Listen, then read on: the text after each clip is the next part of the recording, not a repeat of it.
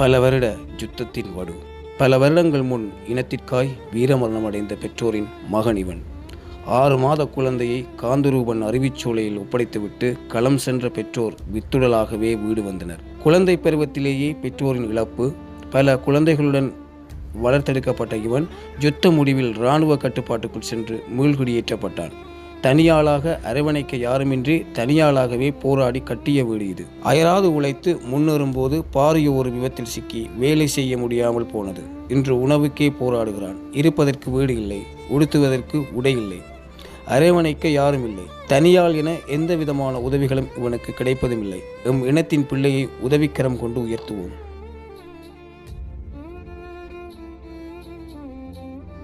நான் சின்னலே என்ன சொல்கிறது, பிறந்த 6 மாதத்துலேயே என்னை கொண்டு ஹாஸ்டலில் விட்டுறான். அம்மா அப்பா 2 பேருமே மாவீரர் தான். நான் சின்னலேருந்து காந்தரூன் அறிவிச்சொல்ல ஹாஸ்டல்லேருந்து தான் வளர்ந்தேன். அப்படியே படித்து தாண்டி அது பிறகு யுத்தம் எல்லாம் முடித்து பிறகு இங்கே தனியாக தான் இவ்வளோ காலம் வாழ்ந்து கொண்டு இருந்தேன். அதான் அது பிறகு நான் படித்தேன். A level எல்லாம் படித்து பிறகு அந்த ஸ்கூல் கோச்சிங் எல்லாம் கிடச்சி நல்லா இருந்தேன். திடீர்னு என்ன சொல்ல ஆக்சிடென்ட் பட்டி தன்னோன்னு என்னால் செய்யலாம் போயிட்டு.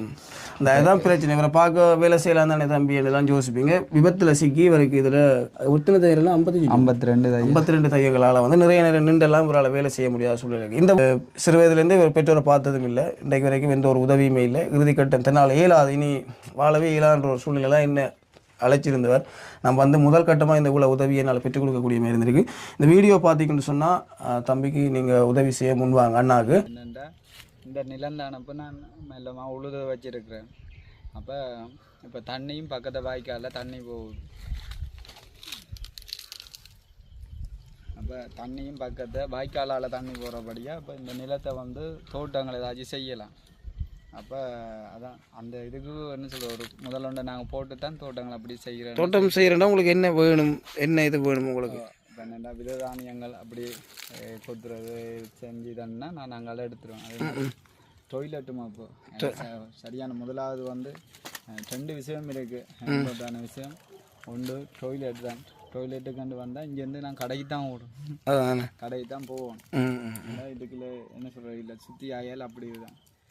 அப்போ எந்த அளவு நான் கடையிலேயே நின்றுட்டு தான் பாருது. டொய்லெட் உண்மையிலேயே இங்கேருந்து கடையிலுக்கு போகல தானே, 1 கிலோமீட்டர் கிட்ட இருக்குது கடை மட்டும். உண்மையிலேயே என்ன சொல்ல கொஞ்சம் கல்லுகள் நானும் மறைஞ்சி வச்சிருக்கேன்.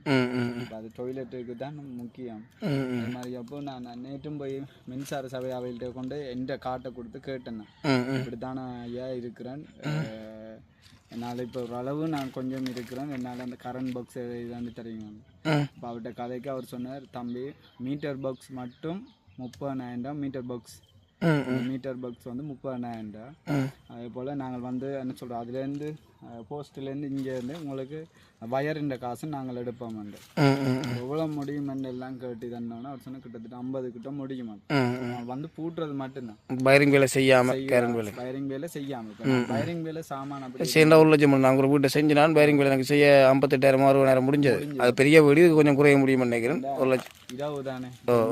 நிலவு இருக்கிற படியாக வெளியில இருந்துட்டு உள்ளுக்குள்ள போயிருப்பேன். நேற்றும் அப்படித்தான் வெளியில இருந்துட்டு ஒரு 12:30 1 மணி அப்படிதான் உள்ளுக்குள்ள போவோம். அதே மாதிரி லைட் இருந்தா கொஞ்சம் பரவாயில்ல, வெளியிலேயே உள்ளுக்குள்ளே ஏதோ பார்த்து இருக்கலாம். உண்மையிலேயே இந்த டொய்லெட்டும் இந்த கரண்டும் தான் சரியான இதாக கிடைக்கும். டொய்லெட் நான் இதாண்டி இருக்கேன். எதுல கட்டுறதுக்கு பிளான் போட்டிருக்கீங்க? அவடத்து அந்த மூளை இதில் தான் கட்டுறதுக்கு போகிறேன். ஓகே ஓகே சரி, நான் கழிச்சு பார்க்குறேன்.